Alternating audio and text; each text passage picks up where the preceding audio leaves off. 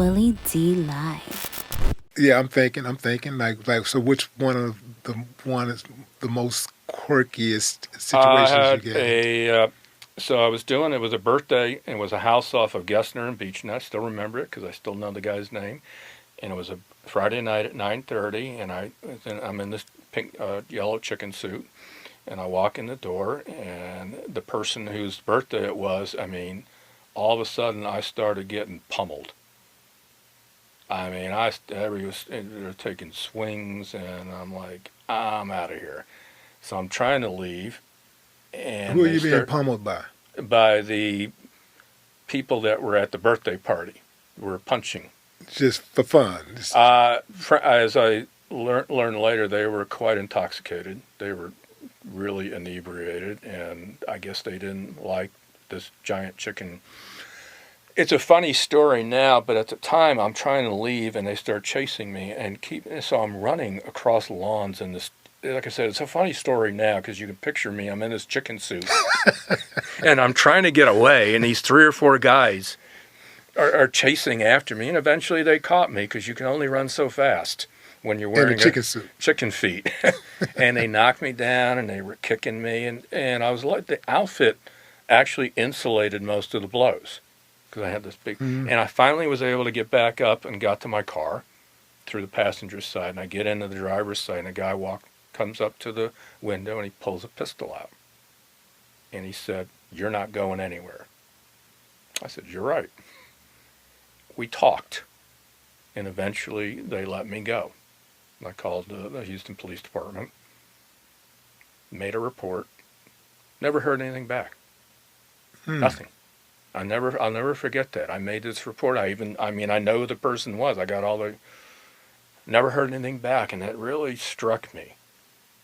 Why wasn't I contacted? Why wasn't this, why I never even, nothing happened. And it shook me up, obviously, because, he could have easily, pulled a trigger or whatever on me. So that was a very, to this day I remember it. And that was 1980, 1981. Was that the house? Was it the house on the corner of Beechnut and Gessner? There's a house. That's a big house right there. There's a street there called Hazen. Okay. Yeah, I still have it. I still know the guy's name. Wow. Yeah, and that kind of left a mark on me. I did what you would want anybody to do. Called the police.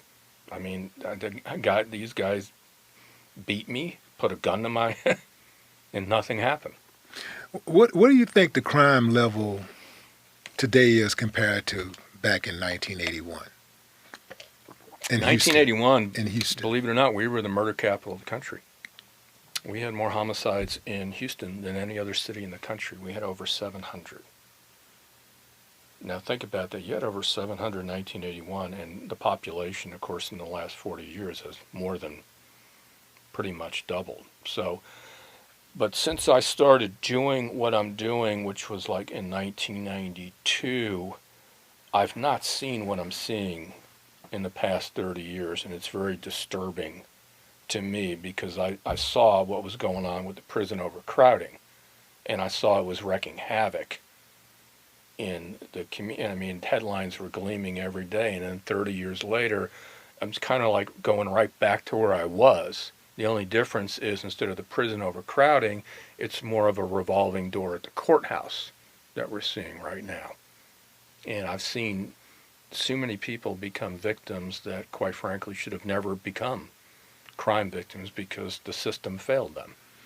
Talk about that case where this guy had like 1,000 bonds or something like that. Is that a real case? Last week we did a story. We started doing a story on local news, and I never imagined 2+ years later we're still doing these every week called Breaking Bond. So we did a story last week on a guy that was on 31 felony bonds. 31. And I kept adding them up going.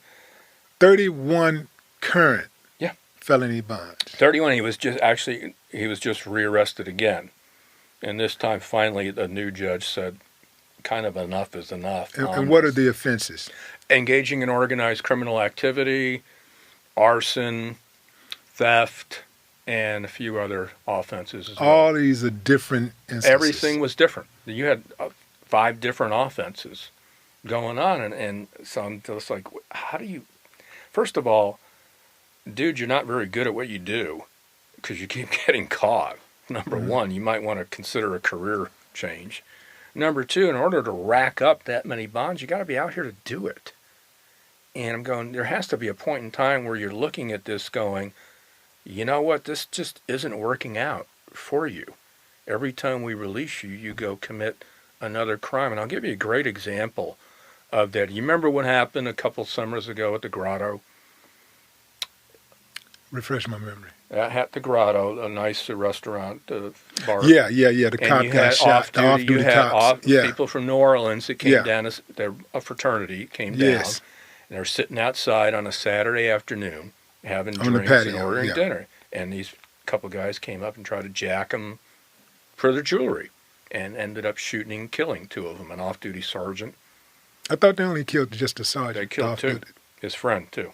Okay. Got 2 people that were murdered in this. So one of the guys charged in his murder is a 19-year-old named Frederick Jackson. Go back and look at Jackson's history. He was out on 5 felony bonds in 2021. This incident took place in August of 21. So that's 5 felony bonds in 8 months. He was out. He would have his bond revoked, then reinstated, revoked, reinstated. And I said, you know what? I'm going to give you another spin on this. Do you think the court did this 19-year-old young man any favors? You had 19. It was pretty much bared his bones that I'm just not going to be a law-abiding. It's fairly obvious, right? And you kept putting him out there. Now you've got a 19-year-old who's looking at a capital murder, a potential death sentence, or life without parole. When you're out here on 5 felonies in 8 months, do you think you did him any favors? And that's how I look at some of these things, because if you keep putting someone out to reoffend time and time again, eventually it's going to escalate. And I've seen that, and that's why we started talking about the issues.